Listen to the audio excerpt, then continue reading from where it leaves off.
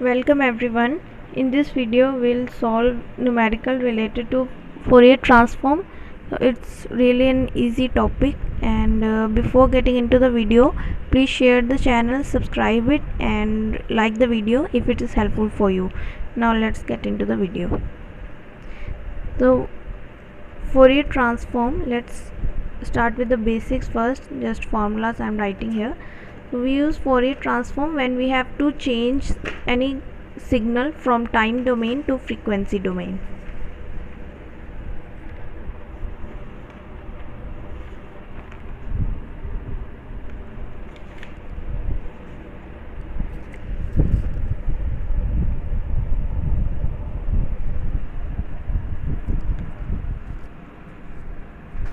So Fourier transform is used when we have to change a signal from time domain to frequency domain.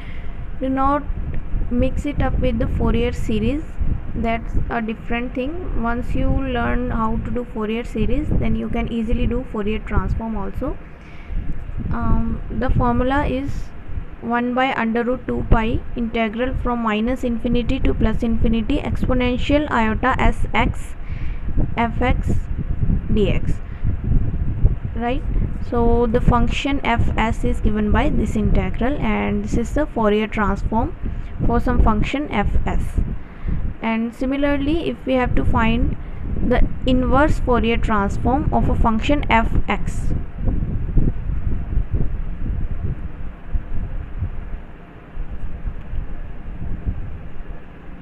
so fx will be equal to 1 by under root 2 pi integral minus infinity to plus infinity, and this time the exponential will be exponential minus iota sx and fs ds.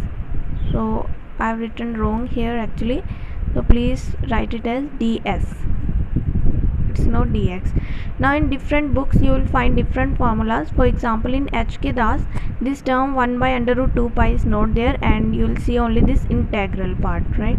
So it totally depends upon the situation or the numerical you have given to solve. So you have to use the formulas according to the given numerical, right? So let's see the numerical now, and you will see how to apply the formulas. So the question says find Fourier transform of this function fx, and two values have been given. One, when s lies between minus a to plus a, and it is 0 when x is between plus a to infinite. And the second part of the question says evaluate this term. So we'll start with the Fourier transform itself. So Fourier transform as the Fourier transform of fs of this function fx will be 1 by root 2 pi integral minus infinity to plus infinity isx fx dx. I'm writing the formula again.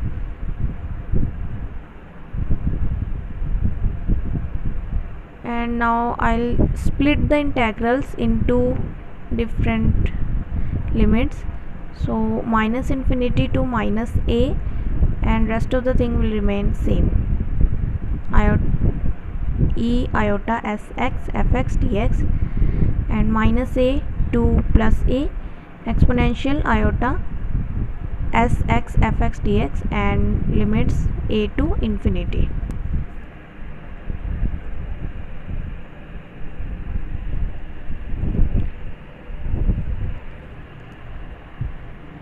Now, as it's given in the question itself, this integral will become 0 because minus infinity to minus a is 0, and a to infinity is also 0, and we will be left with the term which has the limits from minus a to plus a. So I am writing this again here: 1 by root 2 pi minus a to plus a integral exponential power iota sx fx dx.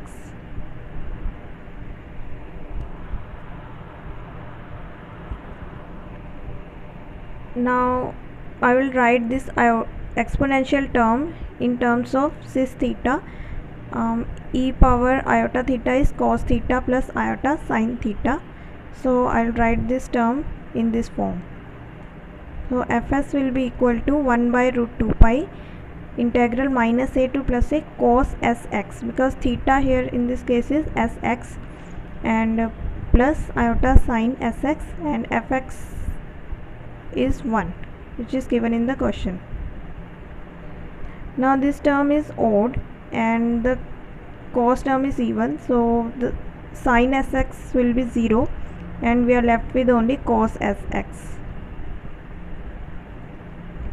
So the function will be 1 by root 2 pi 0 to a cos sx dx. Actually it's 2 by root 2 pi because it's an even function, so the limits become 0 to a. So solving this integral will get 2 by root 2 pi, and integration of cos is sin, so sin sx divided by s, and limits from 0 to a. So the lower limit will be 0 and the Fourier transform for the function will be 2 by root 2 pi sin sa divided by s. And now the second part. For second part we'll see how the inverse Fourier transform, and I am writing the formula again. So just put the value of s and you will get the answer. So my 1 by under root 2 pi and the limits minus infinity to plus infinity, e power minus I sx will be cos sx minus iota sin sx divided by s. So the value of fs also, and the thing in the right hand side was given in the question itself, so we'll write it parallel. So the sine term will become 0 and we are left with only cos sx, and multiplying it with the another term. And now put s equals to lambda, because in the question we are asked to solve it for lambda. So the above term will become cos lambda x sin lambda a divided by lambda, and ds is d lambda, and this will be equal to 1 when mod of x is less than equal to a.